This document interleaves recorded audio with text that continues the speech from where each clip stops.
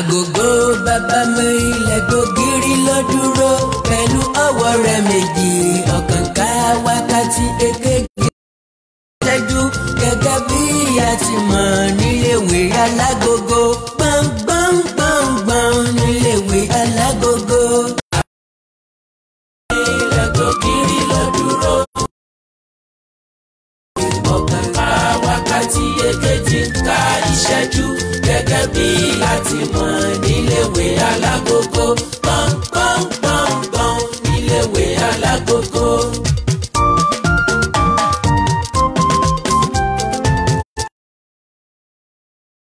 Orúnkún ẹsẹ̀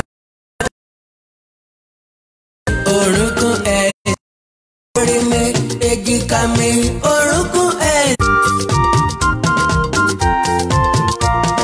Dádì mi ẹ tọ́jú mi mọ́mí mi ẹ tọ́jú mi ẹ ò lè rọ́mọ rà lọ́jà.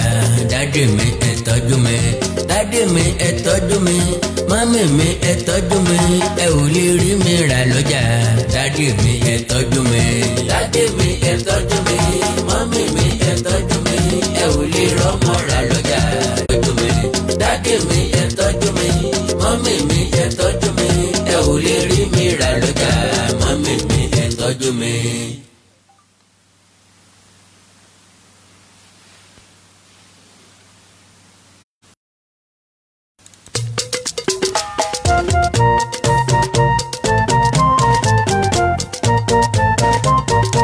Agogo bàbá mi ilẹ̀kùn gírí ló dúró pẹ̀lú ọwọ́ rẹ̀ méjì ọ̀kàn ká wákàtí èkejì ká ìṣẹ́jú gẹ́gẹ́ bí a ti mọ̀ níléèwé alágogo gbọ̀ngbọ̀ngbọ̀ngbọ̀n níléèwé alágogo.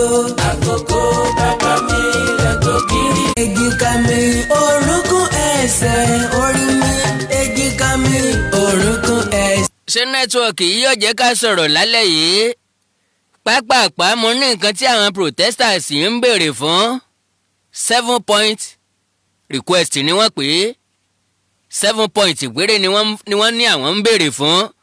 Àkọ́kọ́ òun náà ni institutional reform, ìyẹn bí àwọn security pé kí wọ́n wá àtúnṣe sí i, kí wọ́n ṣàtúntò sí i, kí wọ́n ṣàtúnṣe sí i.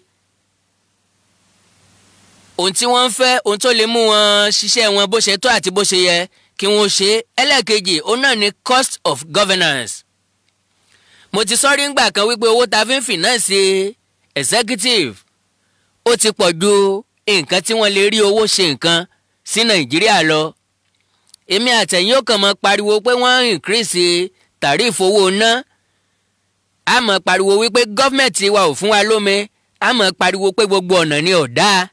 Lọ́dọọdún ni kò ń ṣàwàdà because owó tí wọ́n fi ń finance ara wọn nìkan, owó tí president yóò fi jẹun, owó táwọn ìyàwó àwọn ọmọ president yóò fi jẹun, vice president, àwọn ministers, allowances wọn, house of rep members, àwọn tó wà ní senate,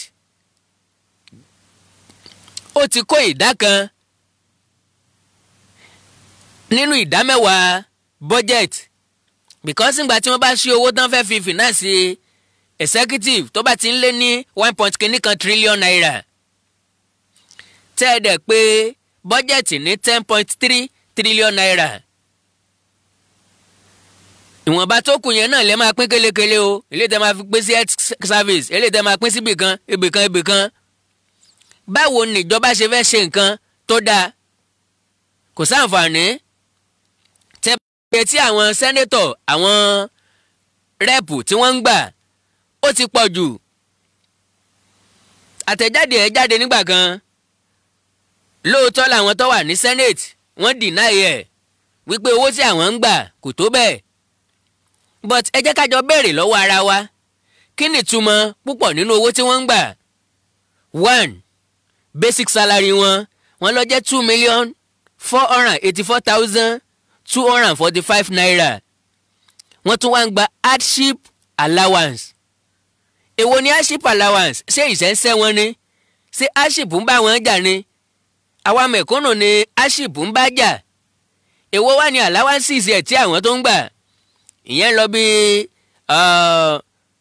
1.2 million. constituency allowance ìyẹn lọ bí 4.9 million. Furniture allowance bó tiẹ̀ jẹ́ wípé ẹ̀ẹ̀kan lọ́dún ni wọ́n máa ń gbà yẹn ìyẹn lọ sí bíi ẹ̀ẹ̀kan lọ́dún ti tó kéèyàn gbà lẹ́ẹ̀mẹ́wọ́ lọ́dún kéèyàn gbà lẹ́ẹ̀kan láàrin ọdún mẹ́wàá gan ó tó 7,452,000 plus. Newspaper allowance wọ́n gba 1.2 million. Wardrobe allowance wọ́n gba 821,000 naira. Recess allowance wọ́n gba 240,000 naira. Accommodation allowance wọ́n gba 4.9 million naira. Utilities wọ́n gba 828,000 naira. Entertainment wọ́n gba 828,000 naira. Ẹ dákúta ni wọ́n entertain. Bẹ́ẹ̀ lọ kí wọ́n pure water lásán wọn ò kí ń fòyàn nílé wọn o.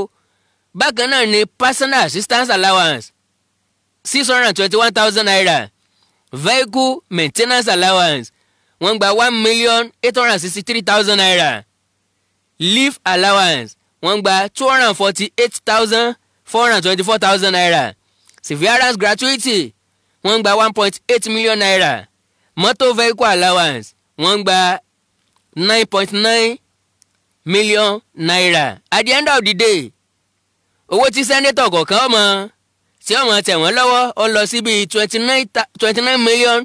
29,479,000 àti nǹkan kan. Ẹnì kọ̀ọ̀kan nìyẹn o. Ẹ wá wòye tí 109 senators ńlá ní 365 House of Rep members ńlọ́wà níbẹ̀. Ntí àwọn tó wà níbẹ̀ yẹn nìkan gbà táwọn legislation yìí ń gbà ó ti pọ̀ jù. Àwọn ni highest paid legislatures throughout the world. Mo dẹ̀ sọ nígbà kan but ká sí. Mo ní ọ̀nà láti dín gbogbo nǹkan wọ̀nyí kù ó ní pé ká scrap Senate ká scrap House of Rep. Ẹnìkan níta bá scrap ẹ̀ báwo náà ṣe fẹ́ máa ṣe. Mo ní yes gbogbo state pátápátá ló ní House of Assembly. Gbogbo state yẹn ló ní speakers ní House of Assembly wọn. Káwọn speakers yìí kí wọ́n máa lọ s'Àbújá lẹ́ẹ̀kan lóṣù tàbí lẹ́ẹ̀kan lóṣù méjì. Kí wọ́n lọ máa ṣàríyànjiyàn wọn kí wọ́n máa ṣe ní aráì kíní kankan bí wọ́n ṣe ń pariwo ń bẹ̀. Àwọn tó bá fẹ́ sùn ń bẹ̀ kí wọ́n lọ fayọ̀ sùn ń bẹ̀. Àwọn tó bá fẹ́ ka newspaper ń bẹ̀ kí wọ́n fayọ̀ ka newspaper wọn. Àwọn tó bá fẹ́ yàn rẹ̀ ń bẹ̀ kán lọ lọ́rẹ̀ ń bẹ̀. Because tó bá jẹ́ pé àwọn student wà ní school ni wọ́n tì wọ́n mọ́ léèwé wọ́n sọ pé wọ́n gbọ́dọ̀ jáde Ọlọ́run mú ẹ. Èèyàn ní ìta ẹ̀.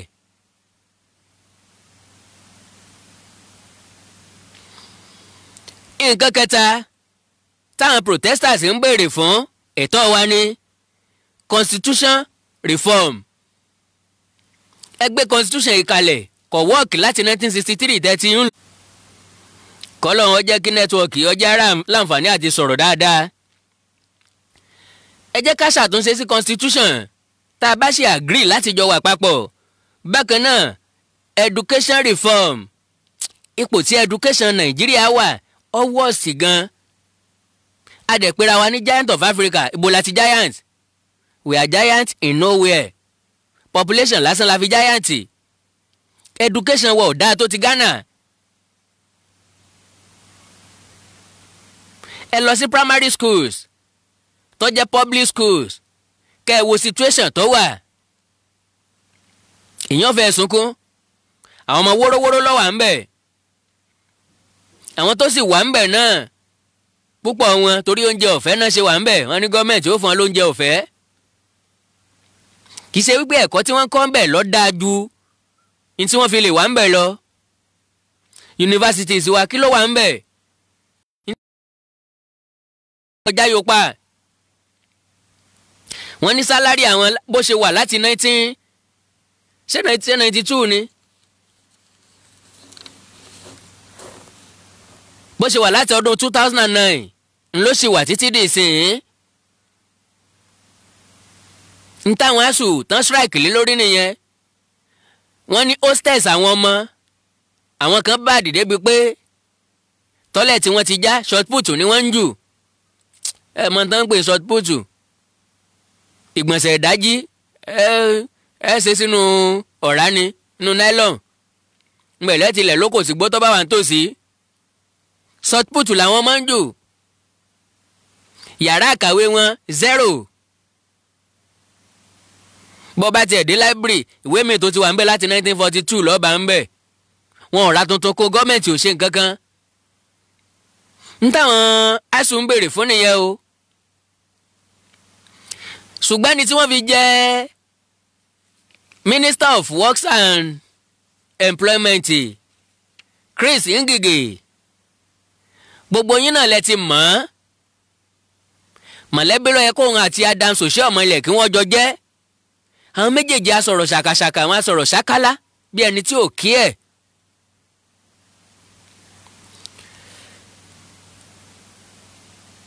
bí ẹni tí ò kí ẹ̀ nǹkan tí à ń gbọ́ nínú ìròyìn lẹ́nu bíi ijọ́ mẹ́ta sísìn ó ní pé Ngige ní ASUU strike may be called off soon. ìgbà tá a wá gbọ́rọ̀ lẹ́nu agbẹnusọ fún àwọn ASUU ìyẹn Lagos Zonal Coordinator Professor Olusiji Sowande ó sọ̀rọ̀ lọ́jọ́ Saturday October 17 ìyẹn lánàá ó ní strike sì wà ń bẹ̀ o ìjọba ọ̀dẹ̀ tí ì fún àwọn ní 30 billion naira kankan lóòótọ́ níta gbọ́ ni pé federal government agrees to pay 30 billion in allowance fáwọn ASUU ẹ gbọ́ breakdown ẹ o wọ́n ṣe meeting kan ní ọjọ́ Thursday lẹ́yìn láti Thursday yẹn ni wọ́n ti postpone May sí October 21. now ohun tí gọ́ọ̀mẹ̀ntì sọ ni wípé àwọn san 30 billion naira fún wọn tòótọ́ ṣùgbọ́n kì í ṣe báyìí wọ́n máa san instrumentally wọ́n bẹ̀rẹ̀ sísẹ̀ láti May 2021 sí February 2022 àwọn yẹn ní agreement yẹn ò tí ì jókòó dáadáa ni ò tí ì jẹ́ kán agree kán dẹ̀ call of strike ọ̀rọ̀ lórí sálárì wọn yẹn wọ́n ní àwọn nǹkan míì táwọn bẹ̀rẹ̀ lọ́wọ́ government wọn ò tí ì ṣàtúnṣe ẹ̀ bíi kí àtúnṣe ó dé bá lecture halls wọ́n ní hostels àwọn ọmọ wa ti wà ní decay lélẹ̀ ìtọ́jẹ́ pé kò fún wọn láǹfààní láti kọ́ ẹ̀kọ́ ìjìnlẹ̀ tẹ́ ẹ bá gbọ́ mo ti sọ́rí wípé àwọn ilé ẹ̀kọ́ gíga wa kan ń produce graduate ni wọn ò produce expert báwo náà ṣe fẹ́ produce expert ńgbà tí ò sí wo ní library táwọn ọmọ lè kà kò sí conducive environment fáwọn akẹ́kọ̀ọ́ láti kẹ́kọ̀ọ́ ọ̀nà àti fọkàn sí wédà ọ̀nà àti mọ̀ wédà ọ̀nà àti kẹ́kọ̀ọ́ yegeda wọ́n ní àwọn fẹ́ we are not selfish nǹkan táwọn ASUU sọ nìyẹn wọ́n láwọn wà selfish wọ́n ní àwọn fẹ́ standard environment for students kí gọ́ọ̀mẹ̀ntì ó dẹ̀ produce kan provide equipment sáwọn laboratories sáwọn libraries kì í ṣe pé kákan gbébọn léèyàn lọ́wọ́ ká má fọta sí ká gbé apá tí ìbọn lásán léèyàn lọ́wọ́ ká pé ọmọ lọ sígbè ọdẹ. tí ìjọba àpapọ̀ bá fẹ́ ṣe dáa tí wọ́n bá mú ẹ̀kọ́ ní pàtàkì ó yẹ kí wọ́n wá nǹkan ṣe sí ọ̀rọ̀ àwọn universities wa. àwọn lecturers yìí wọn ò béèrè fún nǹkan tó ga jara lọ ntọ́ wà lórí wọn ntọ́ wà lórí ẹ̀tọ́ òun náà ni wọ́n ń béèrè fún ìjọba ti pa àwọn iléèwé tì sẹ́yìn tipẹ́tipẹ́ wọ́n dẹ̀ ń gba school fees lọ́wọ́ wọn wọ́n ń da sápò wọ́n ń na síbòmíì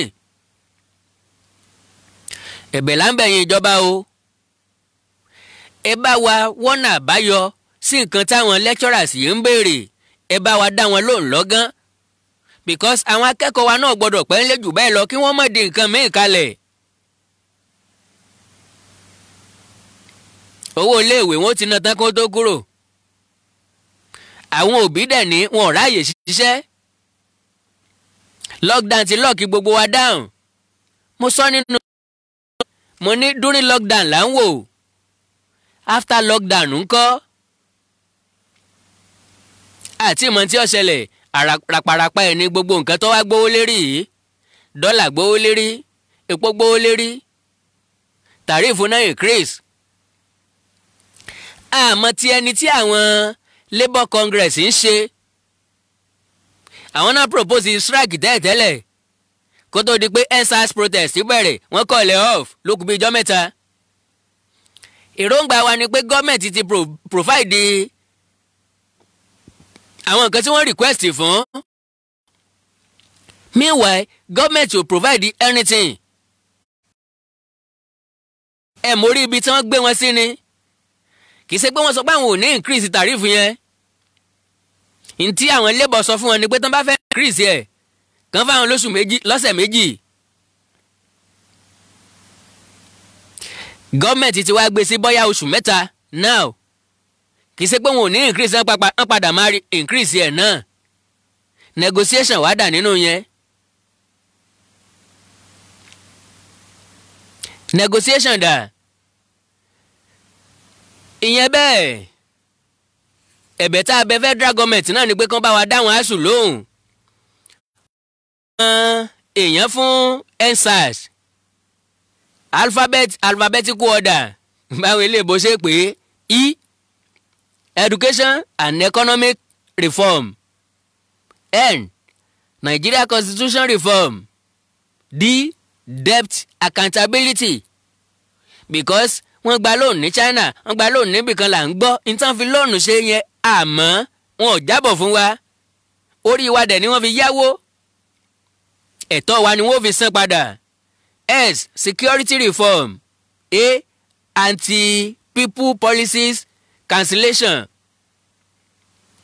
àwọn nǹkan tó lè tako ẹ̀tọ́ ọmọnìyàn wọ́n ní kí wọ́n cancel ẹ̀. R restructuring, S save cost of governance. bó o láti save cost of governance tí wọn bá scrap Senate tí wọn scrap House of Rep kí wọ́n gé sálárì wọn wáyé tí wọn mọ fáwọn náà basic salary. ẹ̀rí pé ẹnìkan kò ní pa ẹnìkan láti lọ sí Senate làbí láti lọ House of Rep kò sẹ́ni tí yóò dátọ̀ gíta nítorí ẹ̀ tó bá jẹ́ basic salary ni wọ́n fún wọn. tí ò sí ẹ̀sùn kankan à ń gba 750 million 700 million kankan níbi kankan tó jẹ́ pé agbádá lásán là ń rí gẹrẹyẹ owó lásán ni wọ́n ń pín lásán wọ́n ń gbà lọlé. tá a bá lè scrap ẹ̀ ká gé sálárì wọn kì í ṣe ká gé sí méjì o méjì ti pọ̀ jù ká gé kélekèlé ká sọ̀bẹ sí kán mọ̀ gba sálárì nìkan 500,000 sí 1 million naira ó ti tó. because kò sẹ́ni tó lọ sí Senate tí ò ti kọ́kọ́ lówó tẹ́lẹ̀tẹ́lẹ̀ akúṣẹ́ òkè ń lọ sí Senate. ẹni tó bá ti lówó tẹ́lẹ̀tẹ́lẹ̀ that means ó lè gbọ́ bùkátà ilé ayé ara ẹ̀. ká mọ̀ wípé ó fẹ́ lọ iṣẹ́ fún wa òun gangan máa mọ̀ pé òun fẹ́ lọ iṣẹ́ fún wa ni. and secondly àwa youth àsìkò tá a jí yìí náà dáa a ti sùn jù. láàrọ̀rùn wa ni kẹ́ni tó ti ṣe gọ́fúnà fọ́dún mẹ́jọ kọ́ lọ rìtáyà sí House of Rep tàbí House of Assembly nonsense. ẹni ó ti ṣe gọ́fúnà fọ́dún mẹ́rin kò lè tòṣì mọ́tá yóò fi parẹ́ ìyẹn náà ti tó kọ́ lọ rọrùn kúnlẹ̀. wọ́n tún máa fi tìpátìkókò dé House of Assembly ibẹ̀ náà ti wá gbà wípé kò ṣe táàmù méjì iye ìgbà tó bá lè láǹfààní àti lọ ni ẹni lọ ẹ̀mejì fẹ́ lọ ẹ̀kẹta ẹni lọ ẹ̀kẹta fẹ́ lọ ẹ̀kẹrin ẹni lọ ẹ̀kẹrin fẹ́ lọ ẹ̀karùn-ún. ibẹ̀ ni wọ́n fẹ́ kú sí ọjọ́ wo ni yóò tó kàn wá. ó ní pé bá a ṣe jí ọ̀dà election tí ń bọ̀ ẹni ó bá ti dipò kan mórí kò gbọ́dọ̀ lọ sẹ́niwé àmọ́ a sọ bẹ́ẹ̀ before 2019 àwọn èèyàn kákún wọn ò yíìdí sí wọ́n bá ti gbé 1000 dé wọ́n tún ń dìbò lọ náà nìyẹn. that is number 2. number 3 majority àwọn tó ti ṣe gómìnà rí tó ti ṣe House of Rep House of Assembly rí tó ti lọ rí tá a tún wá ń fún ní retirement àbí pension lórí kíni o pension lórí kíni èèyàn dipò òṣèlú mú láàrin oṣù mẹ́rin láàrin ọdún mẹ́rin à ń fún ní pension. àwọn òṣìṣẹ́ ìjọba tí wọ́n 35 36 40 years hàn tí ò rí gratuity wọn gbàdò ní. a ń láti ṣe àtúnṣe sí gbogbo àwọn nǹkan yẹn ìgbà náà la tó máa balance equation ní hope tó máa wà fáwọn mẹ̀kúnnù. because orí wa ni wọ́n fi ń fàgbọ́n. now so save cost of governance, end SARS, end police brutality, end bad governance. Kò sẹ́ni tí yóò end ẹ̀ o, èmi àti yín la lè end ẹ̀. Lẹ́yìn protest yìí níbo la ń lọ? Ẹ jẹ́ ká bira wa léèrè before October 1st. Mo ní kí ni yóò ṣẹlẹ̀ after October 1st. Gbogbo àwa táwọn agitate fún nǹkan kan ó ti ròkun gbàgbé ó ti wọ́ mi, kò sí nǹkan kan mọ́ tá a gbọ́ nípa rẹ̀. A ti mọ̀ pé bí ó ti ṣẹlẹ̀ nìyẹn, but àwa tá à ń pariwo rẹ̀ ọ̀fọ́ kan síbẹ̀. Ṣé protest wa yìí náà kò ní wọlé bẹ́ẹ̀? Ọgbọ́n wo la lò torí kò lè máa lọ títí bẹ́ẹ̀ náà? That is the reality. Tá bá fẹ́ fèsì ẹ̀ once and for all. Protest wa ò lè máa lọ forever. Ẹ má bínú o. Protest wa ò lè máa lọ forever. Sọ̀rọ̀ sókè. Ẹni kò di protest wa fẹ́lẹ̀ yìí. Lóòótọ́ láti láwọn bàbá wa kan táwọn ò lè sọ̀rọ̀ sókè tó jẹ́ pé abẹ́lẹ̀ ni wọ́n ti ń sọ̀rọ̀, ṣùgbọ́n àwọn ọmọ àwa jẹ́ kó yé wọn wípé ẹ̀yin bàbá kan ẹ̀yin ìyá kan lè bàjẹ́ débi tọ́wà yìí, àwa rẹ́dì láti tún ṣe, ọ̀nà tájọ fi tún ṣe oníkẹ́jẹ́ kájọ sán. Mo wá lá advice fẹ́yìn tẹ́ ń protest. Ẹ má bínú o tí lára advice mi tí ó bá gún yín bí abẹ́rẹ́, ṣùgbọ́n òótọ́ ni ẹ rí i pé òótọ́ wà ń bẹ̀.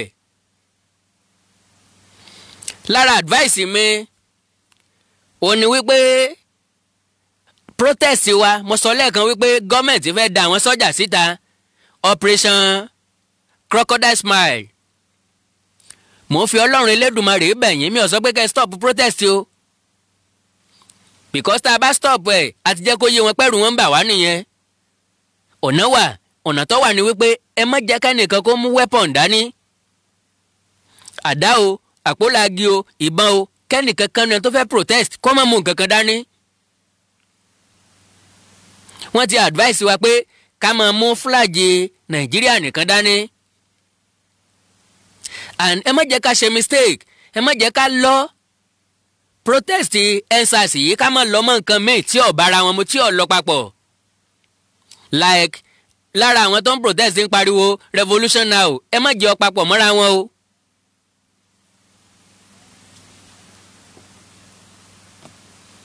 Ẹ má jẹ́ ọ papọ̀ mọ́ra wọn o. That is number one. Àwọn èèyàn kan ti ń mú agitation mọ́. We want Odùduwà Republic, we want Biafra. Ẹ má jẹ́ ọ pẹ̀lú o. Advice mi kejì nìyẹn o.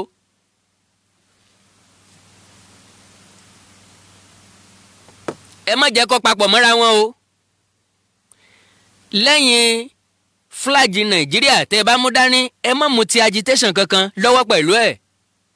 Ẹ má jẹ́ káwọn yẹn ó rí excuse kankan nígbà tó jẹ́ káwọn ó retaliate lélẹ́yìí. Because mímú weapon dání a ti ń sọ fún wọn wípé a ti múra àjálẹ̀ nìyẹn. Kò sí weapon tá fẹ́ mú dání tó ti sọ́jà o. Wọ́n máa jáde, wọ́n máa dà wọ́n síta. But ẹ jẹ́ kẹ́ mọ́ ọlọ lẹ́mọ́ káfí ọlọ láfè. Àwọn tá a bá fẹ́ protest ká protest peacefully. Sọ́jà lè dúró tìkanra, but tí wọ́n bá ti rí nǹkan tí wọ́n fẹ́ kanra mọ́, àwọn náà ó dúró ara wọn ni pé ẹ sá ti mọ́ ba nǹkan jẹ́ làwọn wà fún. Èèyàn lè sọ̀kòlù ọlọ́pàá, èèyàn lè sọ̀kòlù sọ́jà o. Bọ́lọ́pàá ṣe ń béèrè fún ẹ̀kúnwó lára ń kan àwọn sọ́jà náà. Inú gbogbo majority wọn wà tí wọ́n ti fẹ́ lọ pè wọ́n wá.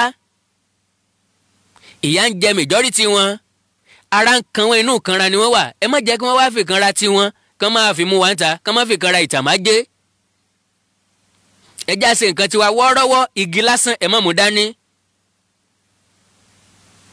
So advice mi àkọ́kọ́ nu. Ẹlẹ́ẹ̀kejì, mo ti ní flag Nàìjíríà nìkan ni ká máa mú dání. Ẹ má attack ẹnìkankan o. Tẹ́ bá wò dáadáa ẹ rí pé láti bàtà ti bẹ̀rẹ̀ protest yìí, gọ́fmẹ̀ntì ò attack wa. Yes, wọn ò attack wa, wọn ò ṣe nǹkan kan, wọn ò rán àwọn ọlọ́pàá sí wa, wọn ò rán gangan sí wa láti against wa. Wọ́n ní reason o.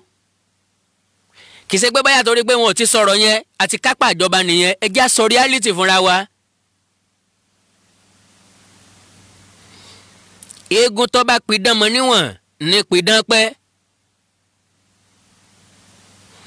gbogbo protest pátápátá revolution náà ni ogun ni nǹkan orí tébù ló máa padà sí.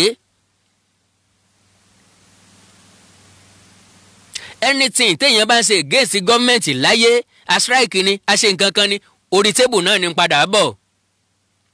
a jókòó round table wọ́n wá pé ẹ̀yin youth òkè ẹ̀yin ọ̀dọ́ kí lẹ́lẹ́ fẹ́ gan ó yẹ jókòó ẹ wá sọ fún wa.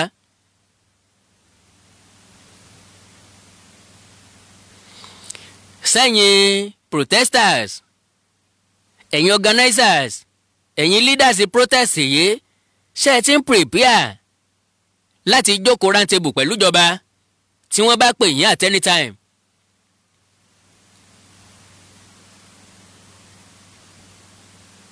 ṣé tí wọ́n bá ti sọ pé ká ẹ dá dúró ẹ dá dúró because tẹ́ ẹ bá dá dúró ẹ máa lose momentum yín. Why? tẹ́ ẹ bá ti ń ba nǹkan jẹ́ tẹ́ ẹ mú nǹkan ìjà lọ́wọ́ tí wọ́n wá dá àwọn sọ́jà ta àwọn sọ́jà ò lẹ́rìí ibi tó wá ti yẹ kẹ́ ẹ jàre ẹ wàá jẹ̀bi.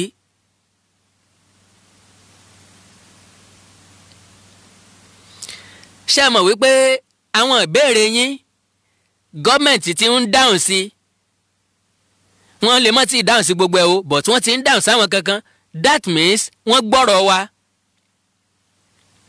because nígbà tá à ń protest láàrin ọjọ́ bíi mélòó kan wọ́n ti yá àdásà sílẹ̀ láàrin ọjọ́ mẹ́rin wọ́n ti dá SWAT kalẹ̀ ṣùgbọ́n wọ́n ṣèlérí fún wa pé nínú àwọn SARS táwọn dá kalẹ̀ àwọn ò ní mú nínú wọn sí SWAT. restrict SWAT sí àwọn nǹkan tí wọ́n lè ṣe àti nǹkan tí wọ́n gbọ́dọ̀ ṣe no stop and search. kò gbọ́dọ̀ sí à ń yẹ fóònù wò kò gbọ́dọ̀ sí à ń wo ATM kò gbọ́dọ̀ sí à ń yẹ laptop wò no stop and search. wọ́n máa bẹ̀rẹ̀ training lọ́sẹ̀ tá a fẹ́ mú yẹ àbí nǹkan. so òní mo fi sọ wípé ẹ má twist protest yìí ẹ má change ẹ̀ sí nǹkan míì pé torí pé a ti ń achieve ẹ lọ ká wá máa lọ nǹkan míì mọ́ lọ́rùn. ó lè jẹ́ kó lose taste ó lè jẹ́ kó lose vision ó lè jẹ́ kó lose meaning.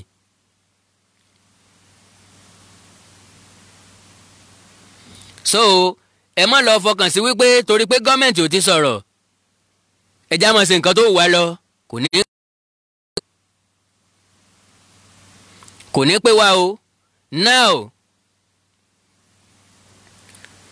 tí a bá dá wọn lóhùn nígbà tán bá pè wá ìyẹn lè máa jẹ́ ká padà ní àṣeyọrí lórí ẹ̀ bó ṣe tọ́ àti bó ṣe yẹ nílé tó jẹ́ pé kò fi ní pé wá dáadáa. láti lọ sí round table pẹ̀lú gọ́ọ̀mẹ̀ntì a máa nílò nǹkan méjì.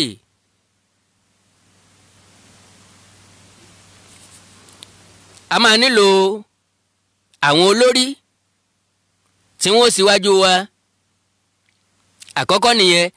ìkejì gbogbo àwọn ẹ̀dùn ọkàn wa ní tá a fẹ́ kí gọ́ọ̀mẹ̀ntì ó ṣe a gbọ́dọ̀ ti pákéjì ẹ̀ dáadáa a gbọ́dọ̀ ti ronú sí gbogbo area tá a fẹ́ kí gọ́ọ̀mẹ̀ntì ó touch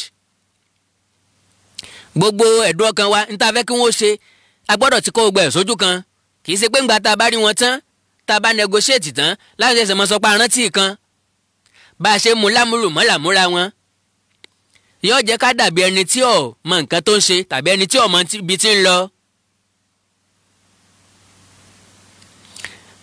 all areas gbogbo bí tá a mọ̀ pé bàtà ti ń ta wá lẹ́sẹ̀ ibi tá a mọ̀ pé wọ́n ti ń yàn wá jẹ ibi tá a mọ̀ pé wọ́n ti manipulate wa ibi tá a mọ̀ pé wọ́n ti marginalize wa job creation ni o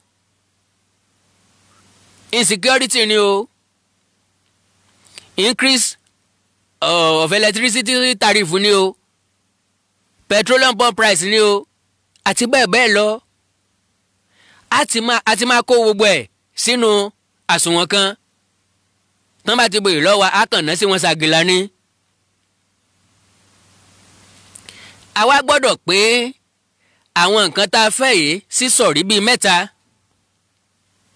lára ìsọ̀rí tá a máa pín sí ni èwo ni gọ́ọ̀mẹ̀ntì lè ṣe ń bẹ̀ lójú ẹsẹ̀ tó jẹ́ pé kíákíá wọ́n ó ṣe. èwo ni wọ́n lè ṣe láàrin short time bóyá láàrin bí oṣù bíi mélòó kan oṣù bíi mẹ́ta mẹ́fà. èwo ló máa jẹ́ long time process tó jẹ́ pé tí wọn ò bá ṣe á rán wọn létí pé ẹ ṣèlérí báyìí fún wa ẹ tí ì múṣẹ. ṣe mọ̀ pásọ ti ọ̀rọ̀ ní jẹ́ kínní àná àfọ̀tẹ́lẹ̀ níjọmọ̀ mi gbẹ́ náà. lẹ́yìn tá a bá ti pín sí pele bẹ́ẹ̀ á wá wo àwọn wo la lè achieve lọ́nà òfin legally through àwọn legislators wa. àwọn wo ló jẹ́ pé ààrẹ ni yóò dáhùn sí.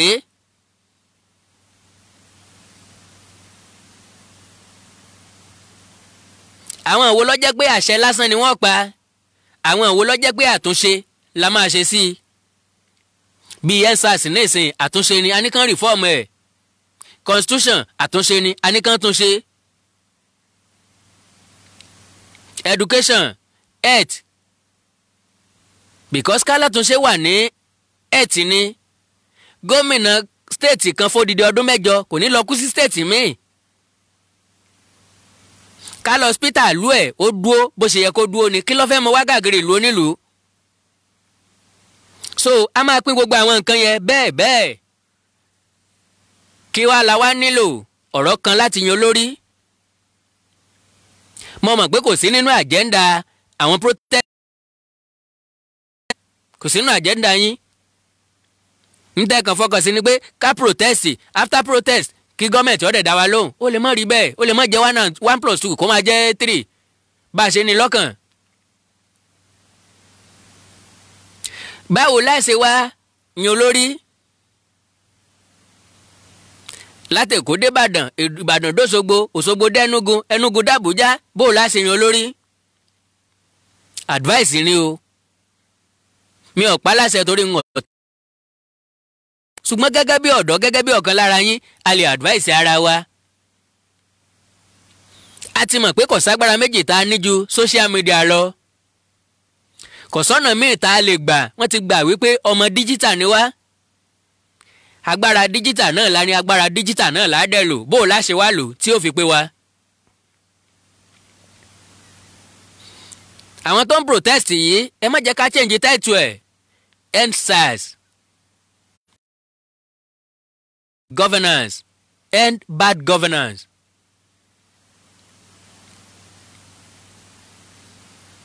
now ẹ jẹ́ ká dá platform kalẹ̀ lórí social media.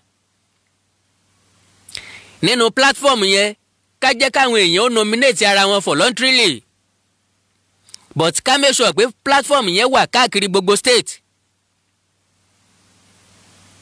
ó lè mọ àlèmú ọmọ wọn lókè ọ̀yà mọ́ o wọn ò ṣe tiwa o wọn ò dẹ̀ lè ṣe tiwa àwọn ò kàwé ń bẹ̀. ibi wọn bá ti darí wọn sí gọ̀lúgọ̀ òun náà ni wọ́n ń lọ àníìdí wọn south ń bí ńlá ti níìdí ara wa. ẹ jẹ́ kí platform yóò wà ní gbogbo state. káwọn èèyàn máa wá nominate ara wọn àwọn tí wọ́n wá nominate ara wọn ẹ jẹ́ create platform tí wọ́n ti register. pẹ̀lú CV wọn pẹ̀lú biodata wọn. lẹ́yìn tán bá rẹ́gísítà ẹ jẹ́ ká wá dìbò fún ká dìbò fún bíi 10 ní stéètì kọ̀ọ̀kan. ó ní criteria tá a máa wò mọ́ wọn lára education background intelligence gbogbo ẹ̀ láti máa rí pẹ̀lú CV wọn àti biodata wọn. ẹ jẹ́ ká wá dìbò fún ká wá yan àwọn 10 ní stéètì kọ̀ọ̀kan. àwọn 10 ọ̀hún ni kí wọ́n wá lọ ríra wọn kí wọ́n wá pè pàdé pọ̀ kán wá yan nìkan wá yàn lára àwọn tí yóò so lórí. lára àwọn 10 yẹn láti máa ní olórí ní stéètì kọ̀ọ̀kan o. àwọn olórí stéètì kọ̀ọ̀kan ni yóò wá gbìmọ̀ pọ̀ láti wá yan nìkan ṣoṣo tó máa lead wọn. ìyẹn ni ó kó àwọn ìsọ̀ǹgbẹ rẹ̀ sòdí láti lọ meet government. because tá a bá tí ì bá débi pa lọ negotiate pẹ̀lú government àti ìsàṣeyọrí pé kákan ṣe rálì kákan dá dúró bẹ́ẹ̀ kí kálukú ọ̀dẹ̀ padà lọ lé bẹ́ẹ̀ ìyẹn ò ní nítumọ̀ dàbí alára. tí n bá ní ká béèrè lọ́wọ́ ara wa pé ọjọ́ mélòó ni rálì yìí fi máa last èmi ò mọ̀ ẹ̀yin náà mọ̀ torí pé ìbẹ̀rẹ̀ nǹkan làárí ìbẹ̀rẹ̀ ogun làárí ibi tó gun ọ́ parí sí kì í yẹ́ nìkankan wa. That is the truth. bí ó bá wá tètè parí ta ni yóò jẹ́ ọ̀tá wa kì í ṣe gọ́ọ̀mẹ̀ntì o kì í ṣe sọ́jà mẹ̀kúnnù ara wa náà ni yóò padà jẹ́ ọ̀tá wa. àwọn mẹ̀kúnnù wo mẹ̀kúnnù tí ọ̀rá àyè débi iṣẹ́ òjò ẹ̀ because bá a ṣe ń ṣe rálì láti àwọn òpópónà káàkiri àjẹkólókòrókò àjẹkólódòrodò lára àwọn tá a jọ ń ṣe rálì ọ̀hún àfẹ́ ti bísínẹ́sì ọ̀pọ̀lọpọ̀ wọ́n máa já níkọ̀ọ̀kan because owó ń wọgbó díẹ̀díẹ̀ ọ̀tá òdìdé ń bẹ̀rùn lára àwọn tó wà nílé tí ọ̀rá àyè dé ẹnu ọrọ̀ ajé wọn tó sì jẹ́ pé púpọ̀ nínú wọn tán bá jáde lójúmọ́ wọn ò ní jẹun àwọn náà dọ̀tá wà wọ́n sọ wá da láṣejù wọn sọ pé kí lóore tá a sinmi níta ṣe ti tó ló fi jẹ́ pé rálì yìí ò lè máa lọ bẹ́ẹ̀ mo sọ fẹ́ nìkan lónìí mo láàlè ṣe fóṣù kan to this time onírọ́ ni bó ṣe ń lọ ìmú ni reality ni kájọ sọ kì í ṣe pé bóyá ká máa contemplate ká máa gbé sọ́tún gbé sósì ẹ jẹ́ á sọ reality fúnra wa never kò lè ever lọ fódìdí oṣù kan àwọn tó ń protest ọ jẹun wọn á gbé gbèsè ayé wọn. ìní mo fi sọ wípé ká ṣe é níwọ̀n.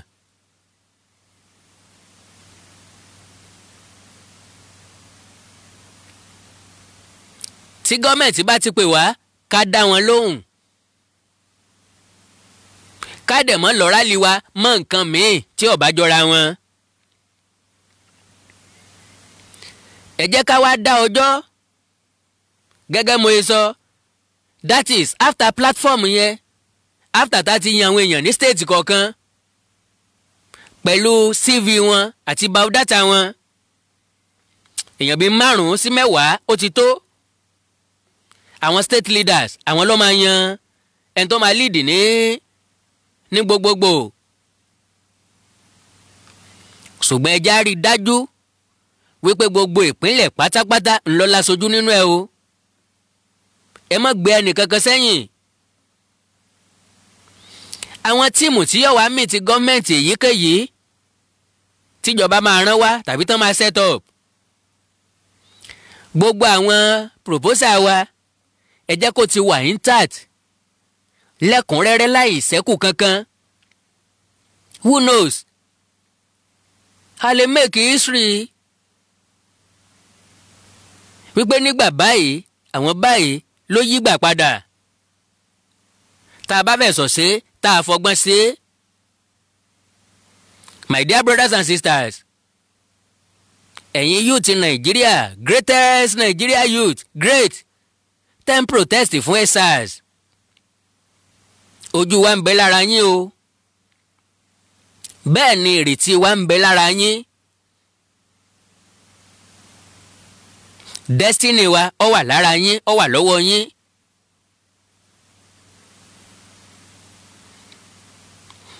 àwọn ọ̀dọ́ ní oore ọ̀fẹ́ ńláńlá láti yí nǹkan padà lásìkò yìí kí momentum yìí ó tó lọ sílẹ̀ a gbọ́dọ̀ achieve nǹkan gidi ń bẹ̀. ta ló sọ bóyá a lè make ìtàn bóyá a lè make history. ńlá fi ń fàdúrà ràn yín lọ́wọ́ o lágbára Ọlọ́run ẹ̀yin tẹ́ ti protest ẹ̀yin tẹ́ tún padà protest ìkankan yín ẹ̀jẹ̀ yín ò ní pa títì láró wọn ò ní fẹ̀jẹ̀ kankan nínú yín ṣètùtù. ìkan wáyé lánàá tèmi náà kópa ń bẹ̀ gbà tí n ó fi mọ eré èèyàn kan láti mo ti rá máa rin èrò mo ti dọ́gbọ́n jáde ń bẹ̀ mo ti forí mu mo ti sá lọ. so ẹ já gbìyànjú ká mú nǹkan gidi jáde nínú protest eléyìí Ọlọ́run ràn wá sí o. Àkàndá alóró ọ̀rọ̀ lẹ́nu bíi tejò àwọn àmọ̀ràn kéékèèké tí mo ní kí n wá gbà wá leléyìí fún tòní. ẹ má gbàgbé láti subscribe sí channel yìí àbí láti like kẹ́ follow ẹ̀. mo ti sọ wípé live nìkan la máa ṣe ń bì í kọ́mọ̀ bá dàpọ̀ mọ́ra wọn kí gbogbo ẹ̀ ó lè wà ní ṣísẹ̀ntẹ̀lé nípele ìpele bí aṣọ àlùbọ́sà létò ètò bí ọmọ yẹn gan. mo dúpẹ́ lọ́wọ́ ẹ̀yin olólùfẹ́ mi bó tiẹ̀ jẹ́ pé nẹ́tíwọ̀kì yẹn ó jẹ́ ká gé program wa sí méjì á padà só mọ́ra wọn lórí YouTube. àánú ọlọ́run alààyè ò ní fi sílẹ̀ ẹ̀ ní nìkan sáyé yín. orílẹ̀-èdè yìí yóò da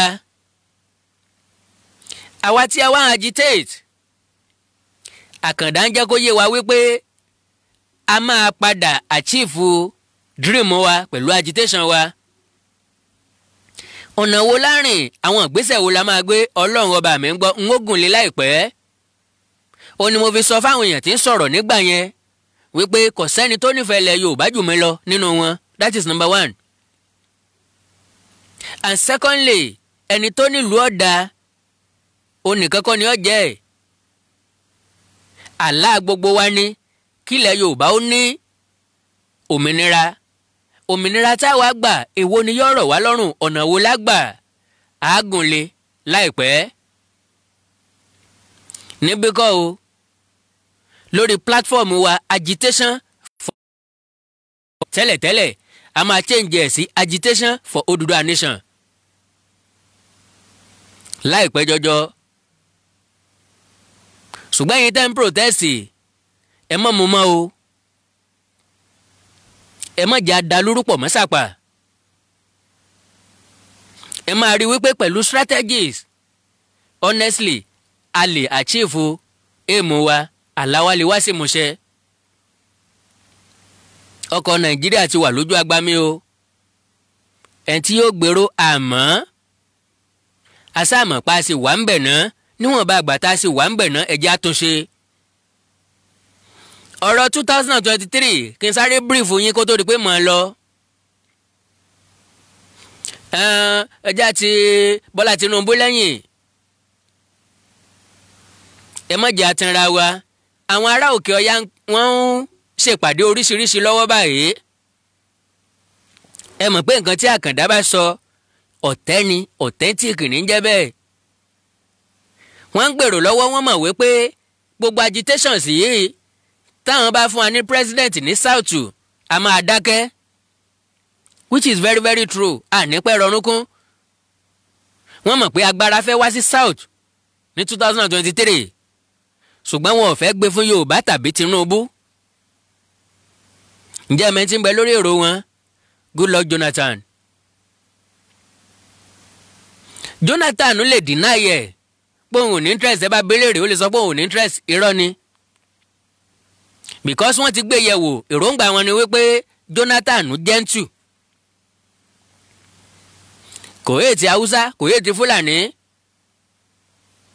That is number one. Secondly, àjọba lọ́wọ́ ẹ̀ kò against gọ́ọ̀mẹ̀ntì kàkà tó máa yé ti Haúsá tàbí Fúlàní ó tún kọ́ àlùmọ́jìrì schools fún wọn. So wọ́n ti rí i pé and again ẹni tí Haúsá àti Fúlàní ń fẹ́ lẹ́ni tó máa ṣèjọba fọ́dún mẹ́rin tí ò ní fẹ́ lọ fún second term. ẹ dànù pé Goodluck ti sọdún mẹ́rin sẹ́yìn tẹ́lẹ̀tẹ́lẹ̀ tó bá láǹfààní àti débẹ̀ padà kò ní í sí pé mo tún padà bọ̀. oríṣiríṣi èrò ló ń lọ oríṣiríṣi ìpàdé ló ń lọ. bílẹ̀ ń já irin mo ní kí n sáré já yín sí o oorun ayọ̀ lásùn o àwa tá a jọ wà ní Nàìjíríà gbogbo ẹ̀yin tẹ́ wà lókè òkun bọ́ ẹ̀sẹ̀ ń débi iṣẹ́ ni àbẹ̀ ẹ̀sẹ̀ ń lọlé ọkọ̀ ọba àdàbò ní sáyín lẹ́sẹ̀ lágbára Ọlọ́run bẹ́ẹ̀ sì ń lọ gbóró lẹ́mọ̀ bọ̀ gbóró ẹ̀mọ̀ lọ láyọ̀ ẹ̀mọ̀ bọ̀ láyọ̀ ní jẹ́ báwọn. ẹ subscribe sáwọn YouTube channel mi fáǹfààní tiyín ni fáǹfààní àwọn ọmọ wa ni torí ọ̀la. Àkàndá ọ̀rọ̀ Awíkonko ẹwà èdè Yorùbá TV akọ́mọlédè Yorùbá TV ìkórìtà kò yé mi òwe Yorùbá TV oríkì Yorùbá TV àṣà Yorùbá TV àti bẹ́ẹ̀ bẹ́ẹ̀ lọ. bákan náà ni lórí Facebook torí pé ká ṣe gbogbo nǹkan létò ètò oorun ayọ̀ lásùn o báyìí gàrí o.